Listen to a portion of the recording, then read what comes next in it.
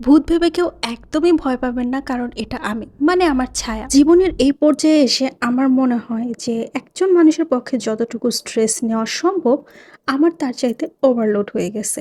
এই কারণে এখন আমি আর স্ট্রেস নিতে পারি না। বেশি টেনশন নিলে আমার শরীর খারাপ হয়ে যায়। আর ডিপ্রেশন আর ফ্রাস্ট্রেশনে থাকলে পরে ফুড ক্রেভিং হয়, বিশেষ করে উল্টাপাল্টা জিনিস প্রচুর পরিমাণে খেতে ইচ্ছে করে। আমার মনে হয় আমার মতন অনেকেই আছে যারা ডিপ্রেশনে থাকলে পরে প্রচুর খাওয়া-দাওয়া করে। মানে এটা কেন হয় আসলে আমি জানি না। আমার সাথে যে জিনিসটা হয় যে একটু মিষ্টি কিছু খেলে এই সময়টাতে আমার ভালো লাগে।